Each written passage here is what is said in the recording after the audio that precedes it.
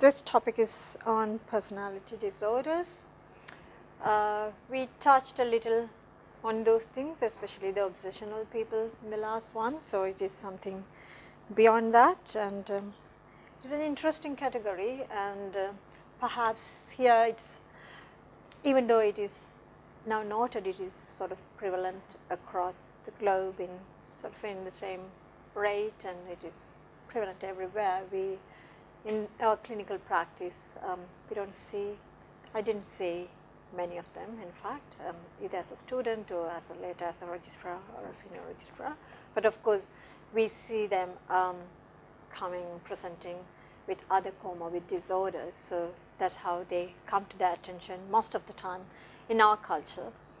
But being working in Australia, I see many of these patients ending up in the emergency department, finally coming into the inpatient units, and we spend a lot of time dealing with them, and especially some of them, many of them are untreatable in some sense. So, so it's I have to say, it doesn't mean it doesn't exist here, but we don't see them many. And maybe our culture is something which somewhat manages them and sort of keeping them is keeping them intact, I would say. Okay. So this is, I don't know how this slide is coming up like this. Okay.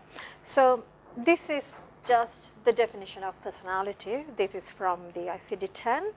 So it says it's the enduring qualities of an individual that are shown in his ways of behaving in a wide variety of circumstances. So basically, it is how you walk, how you talk, your attitudes, your behaviors, your moral values, your ethics, interpersonal relationships, your social sort of acquaintances, everything. It explains everything about you. And each one of us is very unique, and you all have different personalities. Even among identical twins, the personalities are markedly different. So, but still, and we know that when you in a class like that, you know who is what, and if you sort of study with them for a number of years, and you know each person's personality in some sense.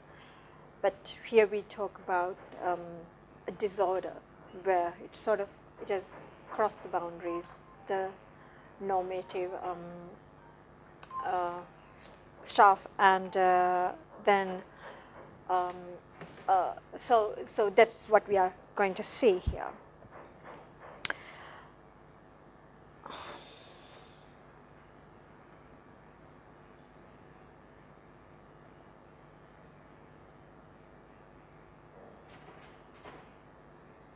Okay, so first we'll see why we have to study personality, because it is something normal. It is there everywhere, in every person. So the importance in terms of psychiatry or any branch of medicine is it can act as a predisposition to some disorders, like say some kind of personalities. The anxious personalities can be they are more prone to develop depressive disorders and other anxiety disorders. Likewise, these same personalities can develop more somatic problems like peptic ulcer disease and stuff. So it is not just confined to psychiatry, it could be spreading to other parts of the medicine as well. And also as a pathoplastic factor, how it modifies, say if a person develops depression, their personality in some sense can influence the way they present clinically in their symptoms, how they look at their illness, and how they look at the treatment, their engagement and their response to treatment as well. So it has a disease modifying effect in some sense, and that goes on with the treatment as well, because some personality factors may be a deterrent to the treatment, and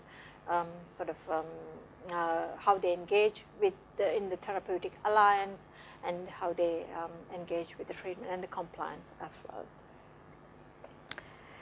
So these are the criteria for personality disorders from ICD-10. So ICD-11 is a bit different, so we will be discussing that later. So far it is ICD-10, and do you have any idea when is the ICD-11 due?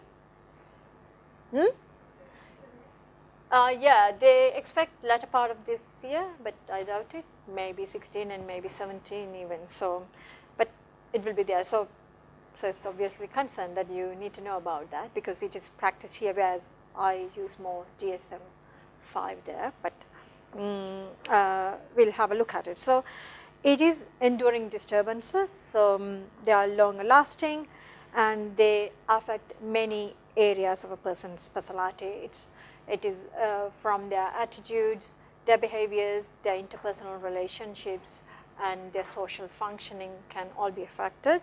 So it is not confined to just one area in their personality, the disorder. And it should cause distress and disruption. That's the difference between the trait and the disorder. For example, say, as we discussed, taking the obsessional traits, it is beneficial to a certain degree in individuals. So it is people are highly successful, they are orderly, they are organized, and it helps them to achieve a lot in their life. But when it becomes sort of a trait of a moderate or severe degree, they can become very overly sort of inclusive. They could be very consumed with even trivial details, minor details. They would take a lot of time to do things, and they could be very pedantic, they could be rigid. So they would be sort of looked upon as a nuisance, or some person you can't work with in social circumstances. So the other people may try to withdraw from these people, but still they don't hit the disorder sort of a demarcation.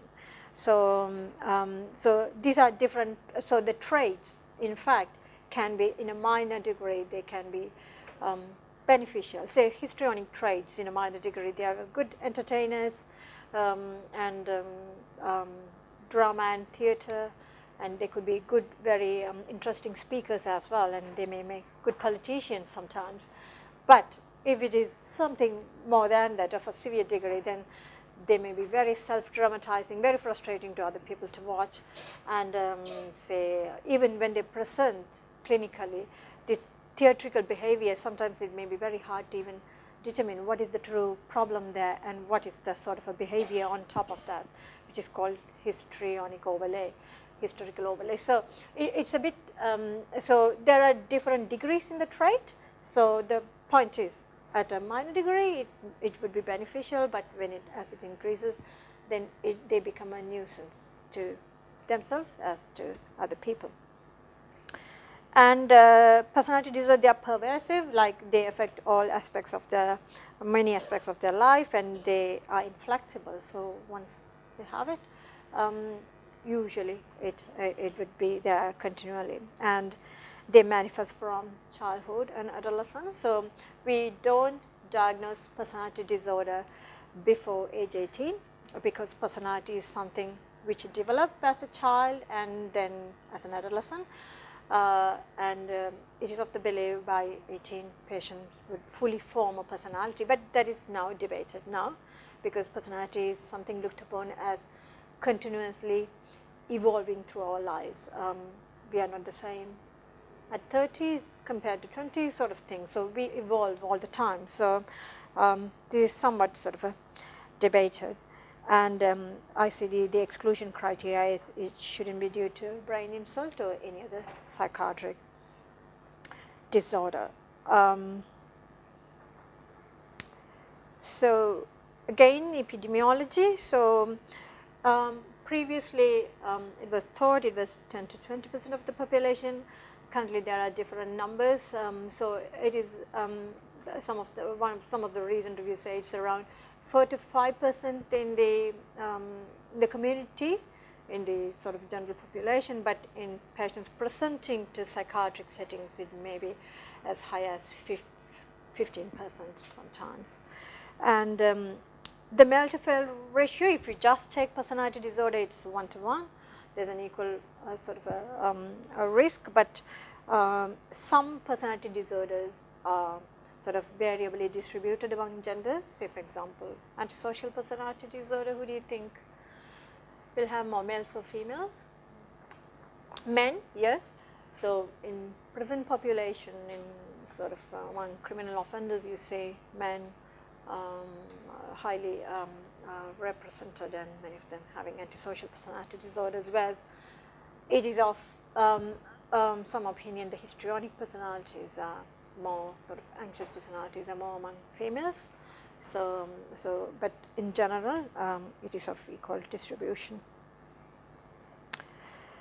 So, the etiology, so first one is sort of the etiological factors for personality disorders are not sort of uniformly identified for all personality disorders. We have now about 9 or 10, but for some personality disorders like antisocial and borderline personality disorders, there is some opinion about it could be genetic. And as I said for the OCD, that whether the genetic is, whether it's whether that vertical, the transmission from parents to children, whether it is through genes or whether it's learning, so it is also doubted, but there's a clear genetic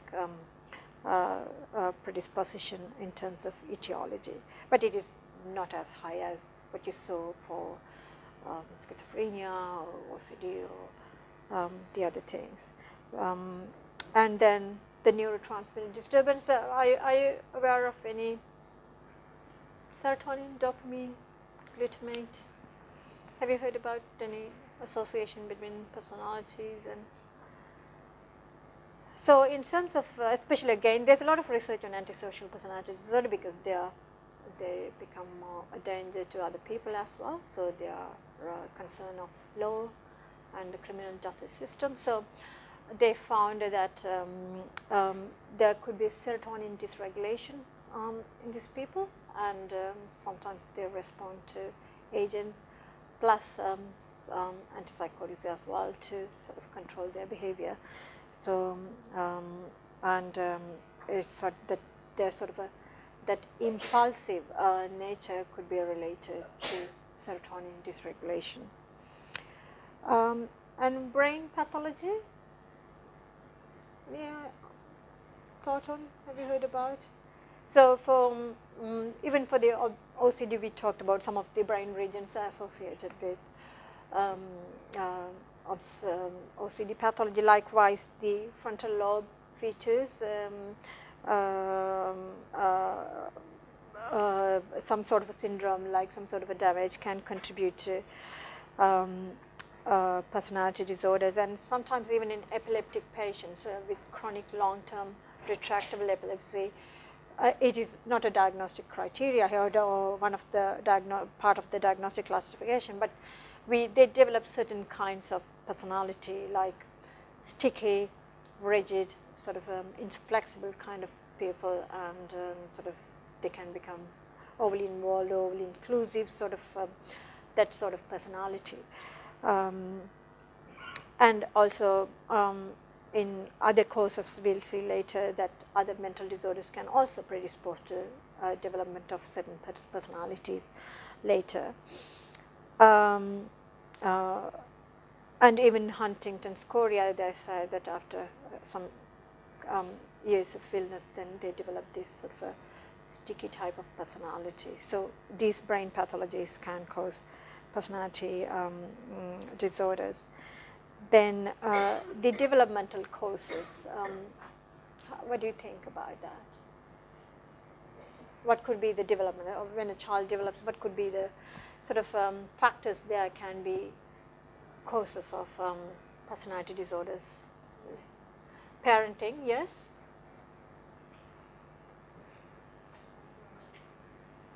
Like? Yeah. Some of the psychoanalytic theories say, yeah. Anything else?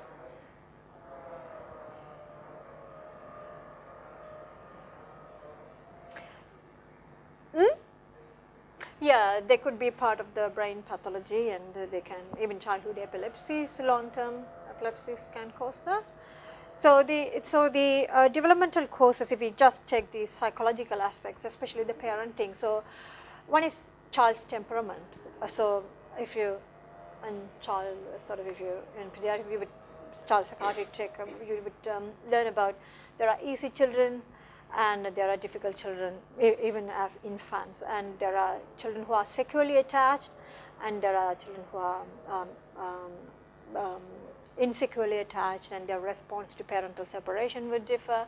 So these are kind of things which would sort of signify what kind of personality this child is going to be when they grow up.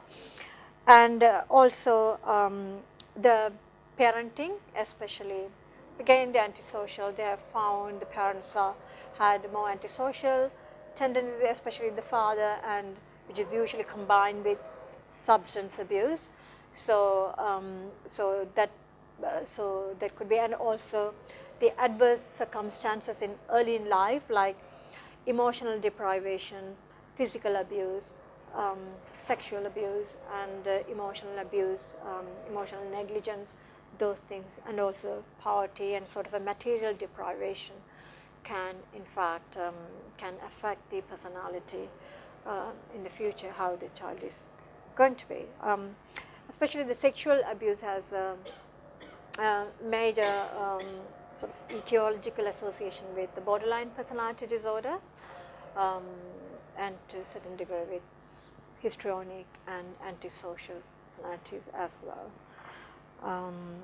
And for antisocial personality disorder, it's usually DSM-4 file size. It should be associated with conduct disorder early in life. So the problems start very early.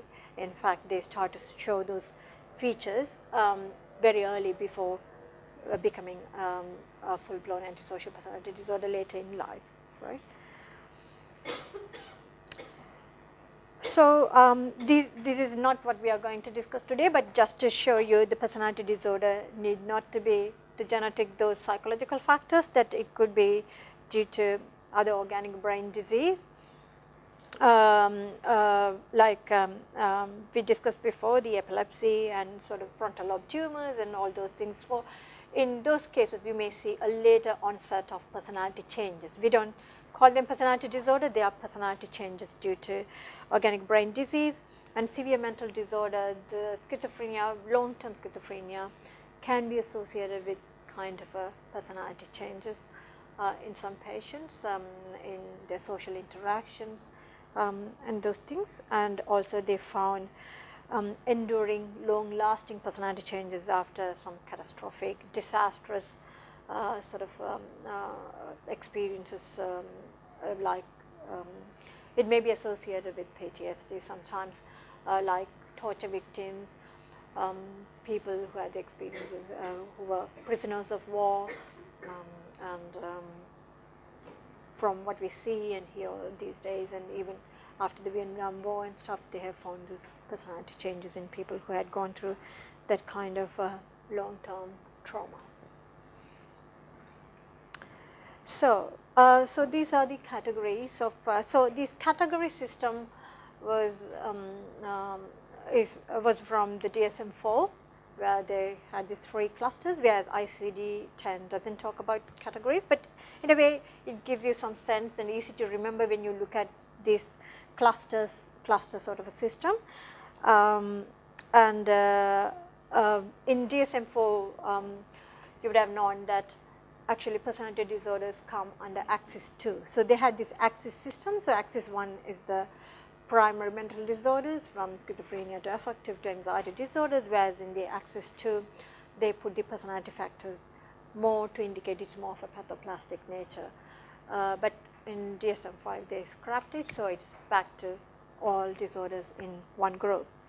So we, for ease of remembering, we sort of, we say in clinical practice, the cluster A is mad, and cluster B is bad, and cluster C is sad. So easy to remember, because as you know, the cluster A is paranoid, schizoid, schizotypal, so they had that psychotic flavor. They are not psychosis anyway, so we call them mad. And the cluster B, more antisocial, borderline, histrionic, narcissistic, some kind of a bad traits are there, whereas cluster C is anxious, depressive, dependent, OCD, sort of that kind of cluster.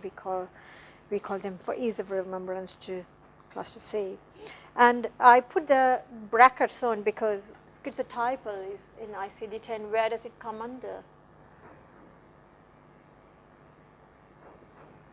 Where is it in ICD-10? In personality disorder, is it a part of a personality disorder section, or where?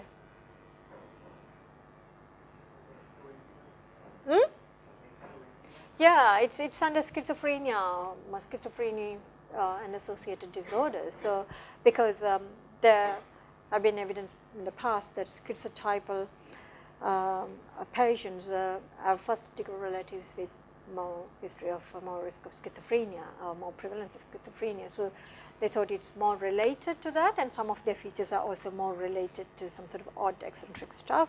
So in ICD-10 it is there, but the DSM-4 ones I put it in brackets. So in DSM-4 it is in cluster A, in personality disorder, and cluster B, dissocial, that is the ICD terms I put at the beginning, and the DSM terms come in within brackets.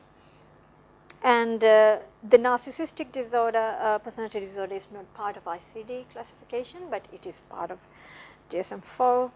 And in cluster C, ICD uses anxious, whereas DSM-5 uses avoidant, and anancastic is used in cluster C for OCD, whereas DSM uses obsessive compulsive.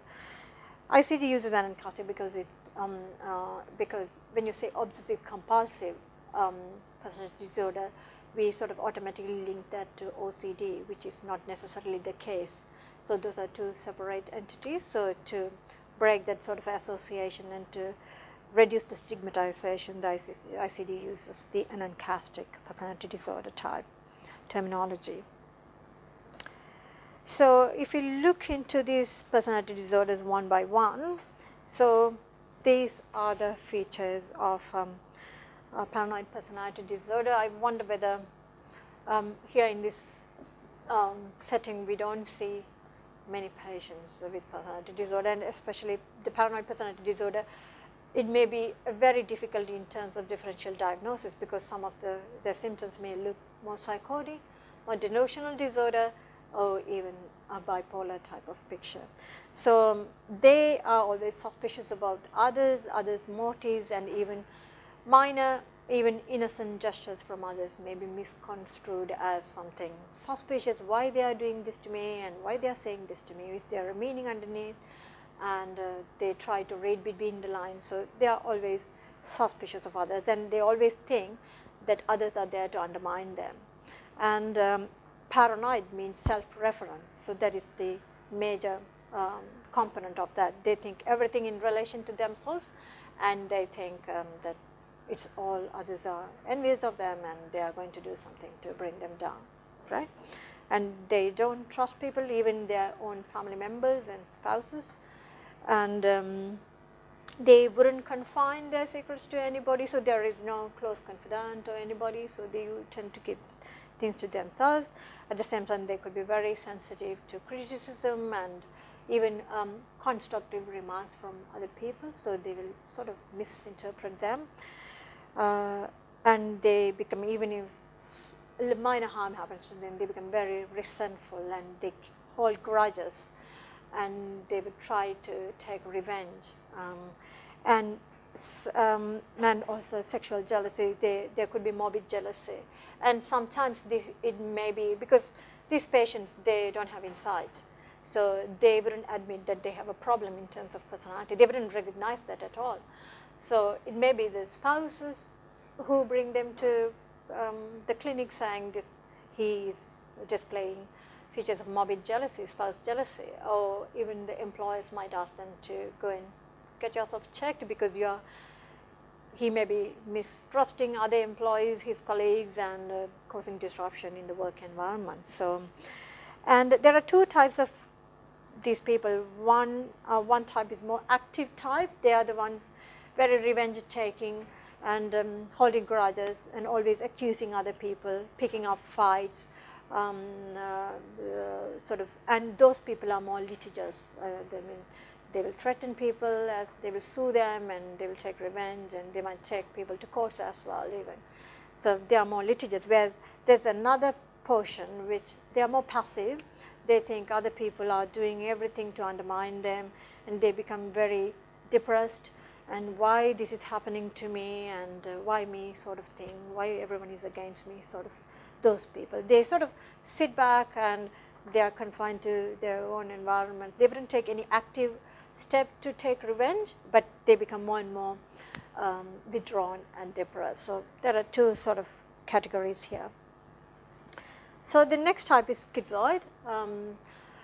Well, they may be having some of the features of what you say, the simple schizophrenia. Those sort of categories are sort of scrapped now in DSM-5, but like they are very lonely, they are very aloof, detached, no social sort of associations, and they don't find pleasure even associating with their own family, and they don't desire that kind of association either at the same time. So they are happy to be alone and left to themselves, and they don't have any interest in sexual relationship. Most of the time they remain single, and they show indifference to whether you say good or bad. They wouldn't bother at all. But they could still be functional. So most of the people, they perform reasonably well in sort of solitary jobs like security officer or a night watchman or something. Just they are left to their own, and they do their job, and they may function well in that sense. Sometimes it's their family members who are so concerned about their sort of aloofness and bring them to treatment. Yeah, as I said, some of their features may be similar to what you see in some kind of schizophrenia patients with chronic delirium, but they found in the research there is no sort of a significant genetic association between these two disorders. Then the schizotypal, as I said, it is under schizophrenia section in ICD-10, whereas it's in personality disorder in DSM-5. So the difference between these people and the schizoid personality disorder is here. You have more of a psychotic flavor here, that they have some sort of a borderline perceptual, like sort of not exact hallucinations, but something similar to that, sort of illusions and some sort of referential ideas, but not clear. If you dig them and you try to sort of classify them, they won't be up to the mark of delusion. But definitely there is some sort of a minor paranoid ideation, you could say. And they would be odd, they would dress oddly. Sometimes you could see them in public transport, some odd choice of clothing, some accessories, and their speech could also be very eccentric. That doesn't mean that they have thought disorder, but in the way they express things, it could be very out of norm for the society. And their behavior and appearance would be a bit odd. And that could reflect in the affect, and these people have few close friends. But in contrast to schizoid, where schizoid people don't have any anxiety, they prefer to be alone, and they like to be alone. These people, they like to develop social relationship to some extent, but they have significant anxiety. They crave for relationship, but they can't actually form them. So they have some anxiety about that. Then the cluster B, we say the dissocial. And so, I mean, perhaps you would have seen somebody coming with that, or in newspapers you could see some descriptions about these people. This is commonly associated with some significant substance abuse as well, this category. So these are the ones we see, some serial killers, and they could fall within this group, some serious offenders, and they are callous, they don't have any regard for others' relationship. They could be very charming, so they can easily get women, and they can form relations, they can sexually exploit women, but then it is not a sustained relationship. If they are in a relationship, they could be very abusive towards the spouse, like domestic violence, emotional and sexual abuse can happen, and they don't take a responsibility for any of their actions, and they would, if a blame comes, they will just sort of project, and they won't have any regrets about any of the bad things they have done as well. So so they are there to break the social rules, so, and they won't have any regrets about that. Mood wise, they could be very irritable, angry, they can get into rage sort of episodes, they could be very violent, and the recklessness, impulsiveness are also accompanying features. So, and sort of it is also called a serious and sort of dangerous personality disorder. So, you would have heard about psychopathic personality disorder, psychopathy. So, this was the term previously used. So, at the beginning it was used to, this term was used to cover all the personality disorders, some sort of a derangement, but then they start to use more for antisocial, dissocial personality disorder. And there was an interesting book called Mask of Insanity. It clearly described this kind of people. So, and they are sort of, as I said, more represented among prison population and stuff. Very demanding and very difficult, and they can pose very, they can create dangerous situation in clinical settings as well. So they sort of, it's not easy to engage them. So the clinicians need to be aware of them. Then the next one is the borderline. I used the DSM-5 term because even though the ICD-10 gives this as this is broken down into 2 categories in ICD-10. What are the categories? The borderline, how it is broken down in ICD-10. What are the groups? They don't use the word borderline though. So one is people with impulsive sort of features. So some of the features here are more impulsive. Then the other one is unstable sort of personality. So, but I think the DSM-5 gives a better picture, compressing both together. So what they do, the unstable fracture is that they will try very hard to avoid abandonment. So when they, when a relationship ceases, they will try hard to get into another one. So they can't be alone, and they will do everything to prevent that. And but the relationships they form would be very unstable, and they will put that person on the top of the pedestal ones, and then suddenly they will devalue and say he's the worst of everything. So they would fluctuate, and because of their behavior, their relationships don't last long. So they get into these frequent sort of relationship changes all the time. And they had problems about their body image, their identity, and they could also be very impulsive. And by impulsive, it is the impulsive acts are, here we are not talking about suicidal behavior because it's a separate category, as you say here. So, but in the impulsiveness, it's more reckless driving, binge eating, substance abuse, alcohol abuse, overspending. Suddenly they go into sort of a shopping spree and spend all the money. So those are the reckless sort of a behavior, impulsiveness. Then the recurrent suicidal thoughts and expressions and acts. So these patients, there we see a lot of patients with this problem. So they, most of the time they present to emergency departments with self-harm injuries like self-cutting. Sometimes they may cut themselves in the wrist, or multiple, and you could see these multiple scars on their forearms, heel scars, and that sort of behavior would be there. There could be multiple overdoses, and those self-harm acts, they don't always happen in the context of a depressive episode. They, even though they can frequently go into depression, but it's more of a ventilation of their distress and anger and sort of to get the stress out. It's more like a stress relieving mechanism as well, but sometimes accidentally they can sort of, it can be fatal. So the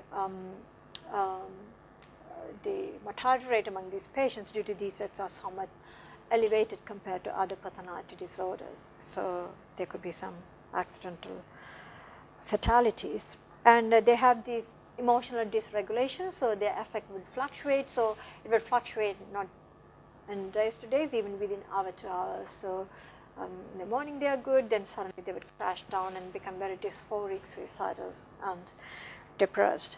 And anger is a major problem with them, the controlling anger. And why they are called borderline was in the first place was it was thought that they represent a category in the border between the neurosis and then psychosis, because these are people with predominantly some neurotic, anxiety related features plus some quasi-psychotic, some sort of pseudo-psychotic symptoms when they are stressed. So they may come and talk about seeing images, or I'm hearing some voices, and they may have that sort of illusion sort of a quality. So it's a very, very difficult to sometimes differentiate whether they are true delusions or they are also, or they could be some sort of a pseudo-psychotic symptoms. So, or they can go into dissociative states as well when they are very distressed.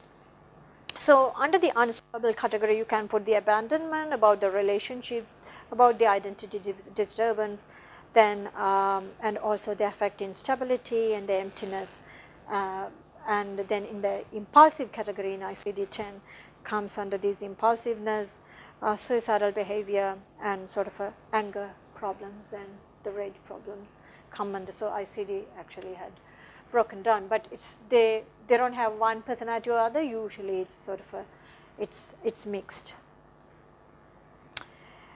Histrionic, as I said, that we may see these people more in entertaining industry in some sense. These are, I'm not talking about the disorder, it's more about traits. So with a very highly functional, entertaining kind of a people, they make great hosts in parties and sort of very good in drama and theater and stuff. But when it comes to histrionic personality disorder, they sort of tend to drain people around them by sort of self-dramatization, theatrical behavior. They want to be the center of attention all the time. Everyone has to pay attention to them, and they will throw sort of, otherwise they will throw the tantrums in some sense. And their speech would be very impressionistic, and the way they dress, they will spend a lot of time and money on their appearance and how they, how to look good. And their emotions, despite their dramatic sort of theatrical behavior, where they would cry and sort of rage and everything, their emotions are very shallow. So, so what happens is they will throw a fit or throw a rage, and soon they will sort of forget, and the other people, but would remember that for a long time, whereas these people can't remember because everything is very short lasting and shallow for them.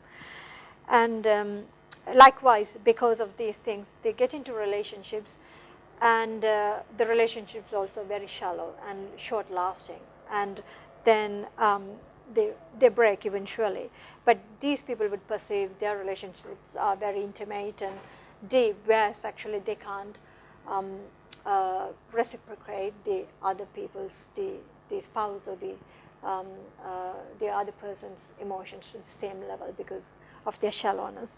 And they are also suggestible. So suggestible in the sense they can go into sort of a more like a dissociative state, not dissociative disorder, but sort of a trance-like states, and whatever you suggest they may take it up, and sort of that kind of qualities would be there. And this is narcissistic. So narcissistic is not part of the ICD 10 category, but it is in DSM-4. Well, it is said that narcissistic, some of these high functioning or people who are in high positions can be very narcissistic because they are sort of achievement driven people, that they want to achieve the best, they want to be the best, and they want other people to envy them, be jealous of them, and they should be regarded as the leaders and the best in their field. and they also has these fantasies of becoming big in terms of finances or in their position, power, and they think they are very special and other people are just minions, and they could be very condescending and very haughty and arrogant they can. So because of their behavior they can drive people away and people can look at them with sort of this person is unapproachable sort of thing, and because of that they can exploit people under them, and they won't regret that, and they lack empathy for other people, and they think I deserve that, everyone should be there to serve me, and I'm the master of everybody, sort of that attitude. In narcissistic, again, there's a sort of active and a passive sort of two sort of divisions. The active ones are the very arrogant, exploitative. They would try to sort of be the master of everything, sort of they come up prominent. There's a passive kind of sort of attitude section with this kind of passive attitudes. They have all these sense of grandiosity, but they think I'm very grandiose, but no one seems to be understanding my special sort of my uniqueness, and they don't have any appreciation of what I do, and sort of then they become depressed that they are not sort of appreciated by others, so that may be their concern. So they may not come as so exploitative or arrogant by others, but that doesn't mean that they don't have other features. They could be still very grandiose and having that sense of power inside. Anxious, so these people, so this is called avoidant in DSM 5. So it was previously thought that these people are more prone to develop depression and even sort of OCD later in life. So these are people having extreme anxiety, and they have fear in social movements, in interpersonal relationships. So they avoid going to the forefront of anything, they won't volunteer for anything, and they always wait for others' appreciation and whether what will other people think of me, that kind of feeling, and shame, and they can't stand criticism or rejection. They are very sensitive to criticism, and they always feel that they are inadequate, so they can't be in the social domain, and others will look at them low, and they will perform low compared to others, sort of all those negative actions. And they also don't take risk, and they to be in comforting family environments, and they also fear being embarrassed. So, but this sort of very sort of a ambivalent cluster of symptoms, I would say, but you could see some of them in other personality disorders as well. So, and then dependent. So, some of the examples for these dependent personality disorders,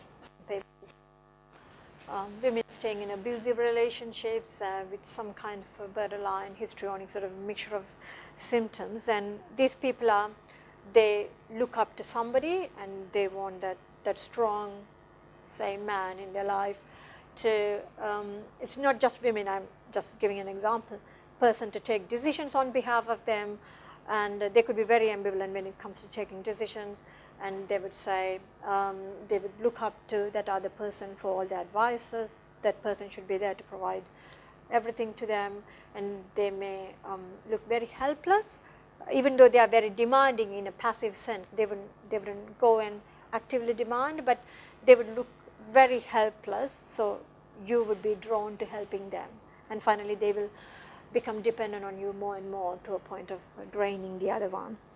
And they can't be alone, they fear loneliness, and when one relationship ends, then they will become in a sort of a hurry to find another relationship where that person could again provide advice, help, and support. So they would look for something like that. And they would also be overly compliant, so they could be abused, but still they would, for fear of becoming lonely and losing that sort of a strong person in their life, they will be staying in that abusive relationship for Revel.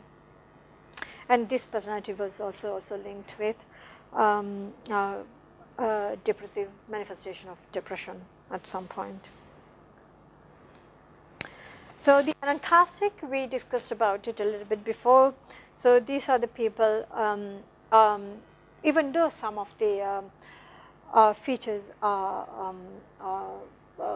may look somewhat similar to what we see in OCD, the difference is you wouldn't see some sort of a compulsive like rituals or typical obsessive recurrent intrusive thoughts or something like that, but some of their personality traits would be very similar, like they would be very preoccupied with details, even the crossing the I's, crossing the T's and dotting the I's and that sort of people. Everything should be perfect, everything should be arranged, organized, and they should have this perfectionistic trait, and they are very conscientious at work, they are very diligent. At the same time, they could be very rigid and narrow. They can hoard things, so sort of collecting things, and they want to do everything on their own because they are worried if they delegate tasks to other people, they may not do properly. So if you are an employer, you might end up doing everything on your own, and so you will be overburdened and finally tired. And they could be very nicely stingy, they won't spend money much, and they wouldn't look very fun-loving people, and they won't make great company. So their colleagues and friends finally exclude them because they are very rigid and humorless in some sense, and they could be very stubborn. But the difference, as I said, with OCD, there's no clear-cut compulsions or obsessions for you to treat. So this is a completely different set of things. So there are two. Before going into the difficulties, there are a few more personality sort of traits. They are not part of the categories. One is passive aggressive. So these are people. They may appear as they are happy to listen to you and do whatever you say or something, but when you ask them to do, or when they are asked to perform, then they will give some excuses. They will be tardy. There will be absenteeism, so they show their resistance in a sort of a passive sense. They wouldn't say no, but they would show their resistance, and they will try not to do things as they are asked by becoming late for the work, or giving some excuses, or saying running late or something like that. So there are some categories like that, but they are not recognized as actual personality disorder categories, and they are not part of the classification. So what are the diagnostic difficulties? One is, so these are, we talked about the categories, so we saw about 9 categories there, but personality disorder is not easy because it is not a normal person and schizophrenia. There is no clear-cut demarcation. It's a continuum of normality because personality is normal. So when it becomes a trait and when it becomes a disorder, it's sort of it's a part of that continuum. So whether it's right to classify that as a category, this category is this. So when this man is straight, and when he becomes a disorder, and when he becomes a disorder, this part are there. So it is debated. So but the DSM-5, despite all the debates and everything, it still retained these categories, which was somewhat of a disappointment for many people. But in ICD-11, actually, they look at eliminating these categories, and they are going to code the normal personality under the Z category, where the normal conditions are sort of coded, and they are going to look at personality dysfunction as mild, moderate, severe. That's on a continuum. So you may end up looking after patients who are on a severe end, but definitely not a mild or moderate, something like that, which is a sort of a appears a wise choice in terms of a disorder which is a part of the normality or in the continuum. The other difficulties are the symptom overlap, because as you see, many of the histrionic, borderline, antisocial, those sort of symptoms overlap. So what we say, when a person presents with this particular cluster of symptoms, we say this person is sort of histrionic, and at the same time this person would have also symptoms from borderline category. So how do we exclude, or how do we include them? We think, oh, we can't diagnose comorbid borderline and histrionic personality disorder. We hardly do. So it doesn't make sense then to break them. Maybe there's a unique category with a little bit of histrionic and a borderline. We don't know. We haven't put that under classification. So it is always a problem, and especially when they present with depression or anxiety or something like that. It's actually categories actually signify a specific disorder as we think. So that is another question. And some of the even though by definition personality disorders, personality is lifelong, enduring, pervasive, they found, especially there were studies done in relation to borderline patients, some of the core symptoms of those patients actually disappeared when they were followed up for 2 years. So within 2 years they have gone away. So can we really call them personality disorder then, whether that definition is correct? The definition of it is a lifelong disorder. So it is still very confusing, and it is not only for borderline, even for anxious and dependent personality. They found some of the core symptoms have gone away when the patients were followed up for a period. And finally, we say a trait, normal personality becomes a disorder when it causes distress to the person or to people around them. So what is distress? How you are going to demarcate that, and what is the cutoff to say this is distress and this is not? What is a minor distress and a major distress? So these are all confusing things in relation to the personality disorder, which makes the diagnosis difficulties. And perhaps the solution could be in the ICD-11, where you just grade it along the continuum and you look at only the severely affected people rather than just, and it might also destigmatize these people, especially the diagnosis like borderline personality disorder can stigmatize patients a lot, and once you put the label it stays. So maybe that is some sense would be useful. Finally, treatment. So the treatment is usually, the basic tenet in the treatment is the psychotherapy for personality disorders. We treat, many of them present with comorbidities, especially like the borderline patients can present with a depressive episode or a disorder, or the dependent and anxious personality disorders can present with, or even histrionic personality can present with depressive disorders or anxiety disorders, because they commonly comorbid with other primary mental disorders. So first you have to treat those comorbidities. And for psychotherapy per se, for each disorder there are sort of different psychotherapies suggested. Say for example, if you take antisocial personality disorder, it's more like a supportive psychotherapy, plus they may not do well if you start to manage them in the community, because there would be frequent absenteeism, they would skip and they will give excuses, they are dishonest, so you can't treat them. So they may be more engageable in a sort of prison or probation like setting. So the prisons in some sense keep some control and force them to engage in therapy. And sometimes they may do well in group therapies and therapeutic communities as well, in settings like, say, schizoid and schizotypal. Usually in the rare occasion they come for treatment. Schizotypal can benefit with some antipsychotics, and even schizoid patients with some sort of a therapeutic engagement in psychotherapy, they can be sort of more forthcoming, they can talk about their fantasies, and you can they would be engageable in a supportive therapy. So you can help them to function reasonably okay in their life without any major distress to people around them. In terms of borderline personality disorder, are you aware of any psychotherapies used in them? Because I think there's more research in borderline in terms of psychotherapy than in any other disorder. Have you heard about anything striking? So there are a number of psychotherapies. They all were developed since 2000. So there weren't many before that. The first one markedly sort of talked about is the dialectical behavior therapy by Marshall Linehan. So it was addressed to, so their problems have been classified into more emotional dysregulation, impulse control problem, then suicidal behavior, recurrent suicidal behavior.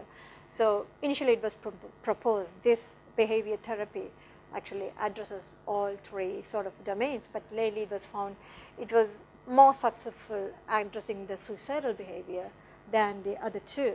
But even then it is still really useful, given that suicidal behavior is a major problem and there could be accidental sort of deaths in that category. So it is useful. There are other therapies used in them, the transference focused therapy, which focuses more on the alliance between the therapist and the reflective feedbacks and those things.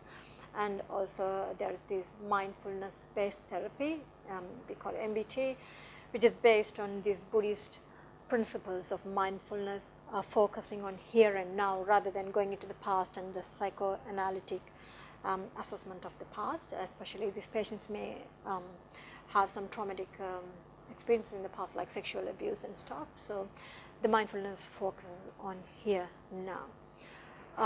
And there could be some psychoanalytic type of psychotherapy as well, but these therapies are really long term, time consuming, even 2-3 years. So these are one of the sort of disadvantages in keeping patients engaged for such a long time. Narcissistic and histrionic personalities, again, they can get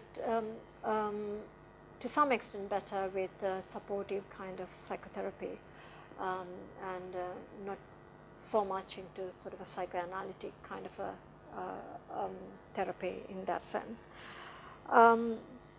Dependent and anxious personalities, again, they can be helped with problem solving counseling, and especially the social anxieties can be dealt with more side of kind of exposure, like what we do for social anxiety disorder, for anxious personalities, and for dependent kind of a problem solving counseling, some sort of an insight giving about their type of relationships and supportive therapy.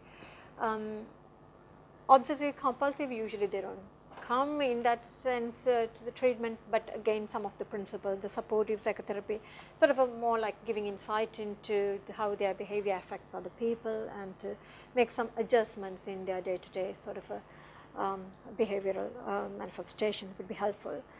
Pharmacotherapy, in the sense, first of all, you have to treat, because many of these disorders can be associated with depression and anxiety, so you treat them as how you usually treat them. Plus antisocial personality disorder as a side can be benefited with antipsychotics to decrease the aggression, the rage and the anger and sort of a violence. It is useful. And sort of schizotypal and especially schizotypal, you could use the antipsychotics, antidepressants as they present.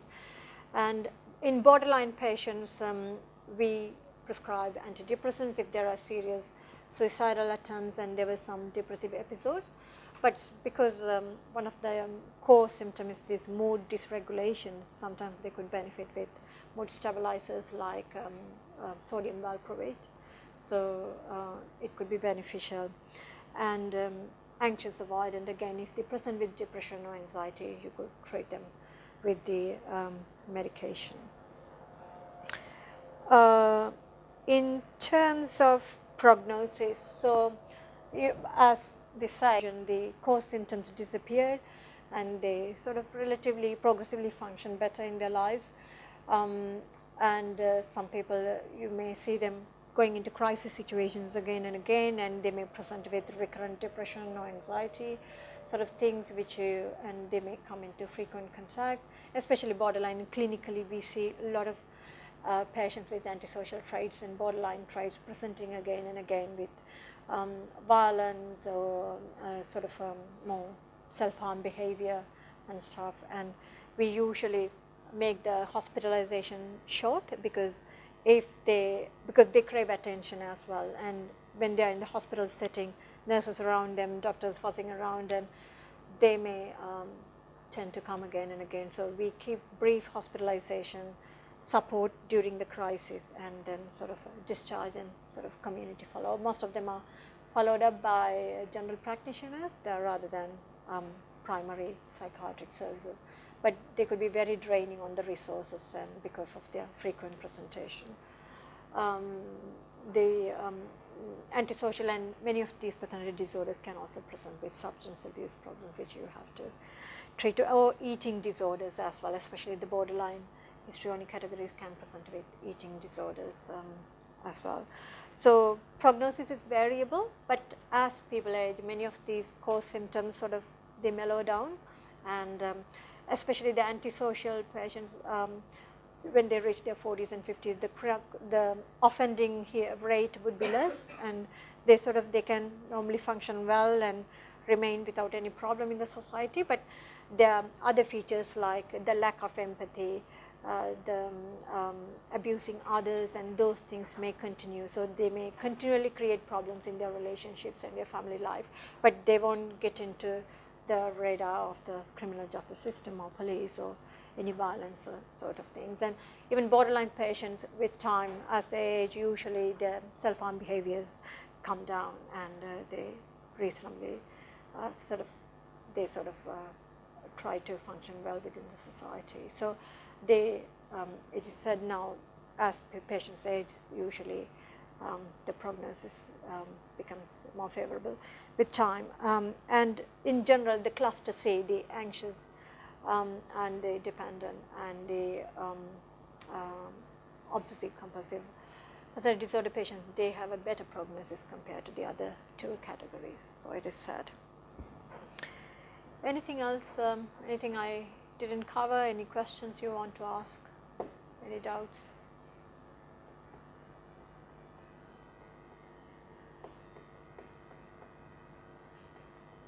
As I said, in this culture we don't see many, because I think the society contains them, and society doesn't have much tolerance to people like that, because so our resources are sort of more focused on major mental disorders and sort of their medication and their management, and sort of, but many people with sort of dissociative disorders we see with when we sort of look into them in clinically, we see them having some histrionic traits early on, and sort of, but it's like more traits, so we don't tend to treat them as such.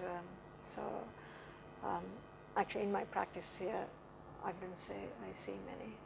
So that is it, but it's something to keep in mind when you work elsewhere, or when you, because they are definitely, the personality factor is going to affect how these patients are presenting and how they're going to engage with treatment.